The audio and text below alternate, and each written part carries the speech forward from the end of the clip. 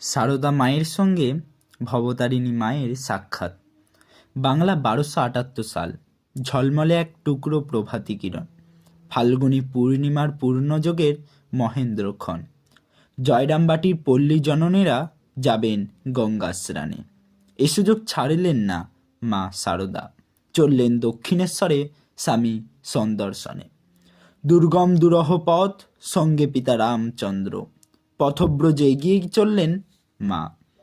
আলতারাঙা চরণ যুগলে ধুলাভরা দুরন্ত আত্মবিশ্বাস, চোখে মুখে বিস্ময়।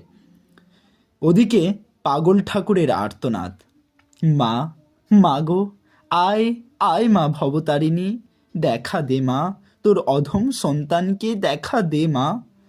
ভক্তের ডাকে নীরব থাকতে পারেন না ভগবান। ভগীরথের ডাকে ব্রহ্মার করমণ্ডলে যেমন স্থির থাকতে পারেননি মা গঙ্গে, ঠিক তেমনি এই দুর্গম দুরহ পথে ত্রস্ত পদচিহ্নে রেখে এগিয়ে যান মা সারদা। কিন্তু পথের ক্লান্তি রেহাই দিল না মাকে। সহসা প্রবল জ্বরে আক্রান্ত হলেন তিনি। ব্যস্ত হলেন পিতা রামচন্দ্র, আশ্রয় নিতে বাধ্য হলেন সম্মুখের এক চটিতে। জ্বরে দেহে জ্বলছে হতাশন, মেঝেতে শয়িত মা সংজ্ঞাহীন অচেতন। আশ্চর্য, সহসাকার হস্তস্পর্শে চমকে উঠলেন তিনি। দেখলেন এক রমণী তার সেবায় রত। মা শুধালেন, তুমি কে গা, কোথা থেকে আসছো? অপরিচিতা বললেন, আমি তোমার বোন গো, ওই দক্ষিণেশ্বর থেকে আসছি। ভয় কি, ওঠো, এই তো তুমি ভালো হয়ে গেছো। হস্তস্পর্শে বুঝালো ও কথা। পরিচয় শেষ হলো। অতিক্রান্ত কালবেলা শেষ হলো অব্যক্ত আর অভিনব খেলা। কেউ জানল না এসব কথা। পরদিন কন্যা স্বাভাবিক এবং সুস্থ, শুধু দেখলেন পিতা। দূর হয়েছে পথের ক্লান্তি, ফেললেন স্বস্তির নিঃশ্বাস।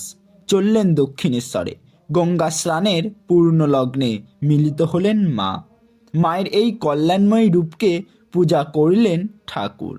পরম আরাধ্য দেবী ভবতারিণীর আসনে বসিয়ে আত্মভোলা ঠাকুর মা মা বলে ডেকে ডেকে শিশুর মতো চোখের জলে বুক ভাসালেন। মায়ের এই চিন্ময়ী মূর্তির স্বরূপ বুঝলেন ঠাকুর। স্বামী বিশ্বাশ্রয় নন্দজি এবং প্রসঙ্গে ব্যাখ্যা করলেন এবং বললেন, জগৎ জননী যিনি জগৎ ঈশ্বরী এসেছেন বহুবার নবরূপ ধরি। এসেছেন সীতা হয়ে, হয়েছেন রাধা, এবারে এলেন হয়ে ইনি শ্রী সারদা মাতা। নমস্কার।